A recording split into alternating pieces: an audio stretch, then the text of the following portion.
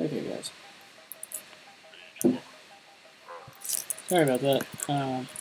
So anyway, anisotropy like determines like how a substance like looks at like different angles, and I can like imagine what that would mean, like it changes colors or something.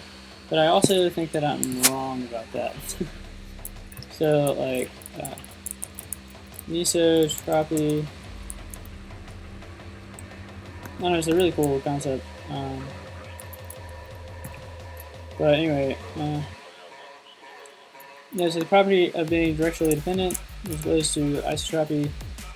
So like it changes like, you know, it could change how something looks, and depending how you like implement it in the shader, it could be, you know, a change in color, it could be a slight change in like position of the vertices or something. So, and really like, I don't know, you can do like anything that you want in the shaders, although that gets kind of complicated. And if like certain objects use like different shaders, then you know, that makes things like complicated. Whereas like if pretty much every object just has like, you know, is wrapped with the texture and or, like can just be rendered by one shader, or if like the objects are like rendered rendered with like several shaders or something, you know, as long as it's like consistent, it's pretty easy. But, or it's not that bad. But like if you have like specific like shaders that you're using for like, I don't know, I guess it's different with like particle effects or something. Yeah. I don't know, I'm like excited to like get to the point where I can actually like start working on this.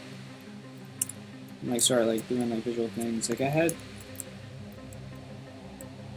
was like writing some code like back in like September and October, and I had a lot of stuff running, but it was just like really hard to like manage it. And like I would write like 2,000 lines of code, it would do like one thing, and everything like shared like base classes.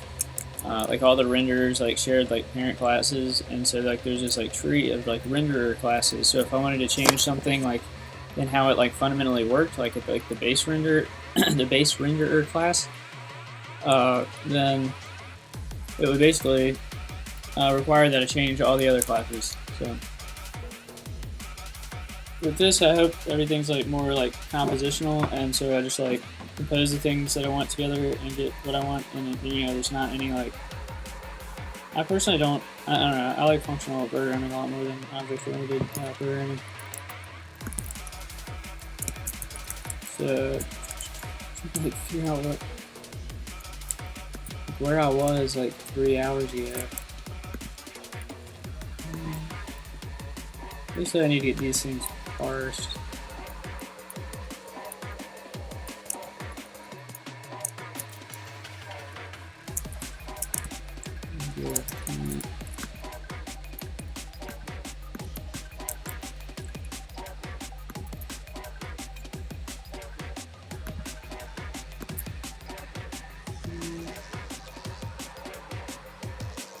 Is it still going out?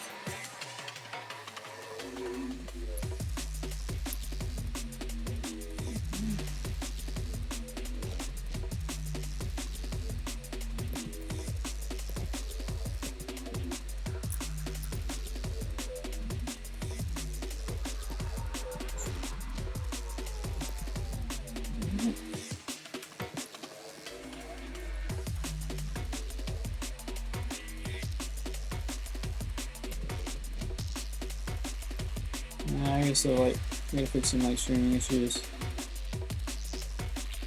Yeah.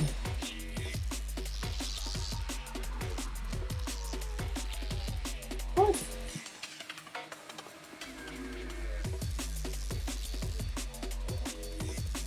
Yeah. Just got like an advertisement for myself. I didn't do it though. It's kind of weird. All right, let me like lower the streaming rate again and see if that helps. I'm sure it will. I just like the 1080p, but it really doesn't matter. Like honestly, like live coding has like the best like audience, because like it's like a niche like market, and like the people are like really interested in what you're doing, and you're not like, it's kind of hard to like compete on Twitch creative, um, especially if you're like a programmer. Unless I have like lots of like colorful graphics like all over the screen. So that's the point where I want to get, but like I don't know. I had a lot of like good like interactions with people on live coding, so. Whereas on Twitch, it just seems like it's really hard to like, unless you like have like a bunch of bots. Oh, here we go. So I'm gonna just like I'm gonna drop the streaming rate to